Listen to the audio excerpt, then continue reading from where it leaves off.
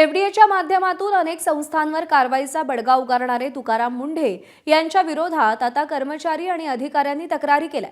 छत्रपती संभाजीनगरच्या राज्य आणि अन्न औषध प्रशासन प्रयोगशाळेमध्ये सर्व काही आलबेल नसल्याचं समोर आलंय। प्रयोगशाळेचे सहसंचालक तुकाराम मुंढे यांच्या कार्यपद्धतीवर तब्बल 29 अधिकारी आणि कर्मचाऱ्यांनी आक्षेप घेतलाय।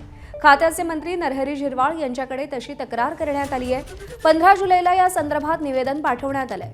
शनिवार रविवार सार्वजनिक सुट्टीच्या दिवशीही काम 2 शिफ्टमध्ये काम करण्याचा निर्णय, रिक्त पदांमुळे वाढलेला कामाचा ताण, त्यामुळे नमुन्यांच्या तपासणीच्या गुणवत्तेवर परिणाम होण्याची भीती व्यक्त करण्यात आली आहे आणि विशेष म्हणजे या तक्रारपत्रावर अधिकारी आणि कर्मचाऱ्यांच्या सह्याही आहेत।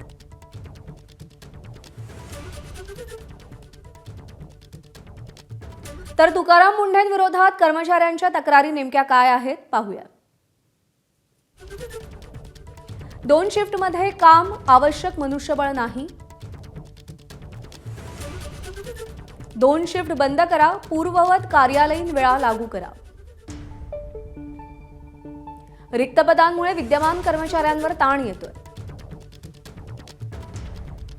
सकाळी 9 ते रात्री 12 अशा वाढीव वेळेत काम करावं लागतंय।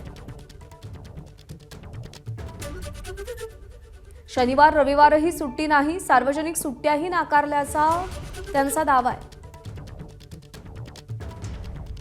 वाढलेल्या कामाच्या तुलनेत अतिरिक्त कर्मचारी, तांत्रिक सहाय्यक आणि संसाधनं उपलब्ध नाहीयेत। प्रलंबित नमुन्यांचा निपटारा करण्याची घाई केली जाते, विश्लेषणाच्या गुणवत्तेवर परिणाम होऊ शकतो। भारतीय आंतरराष्ट्रीय मानकांनुसार तपासणीसाठी वेळ दिला जात नाहीये।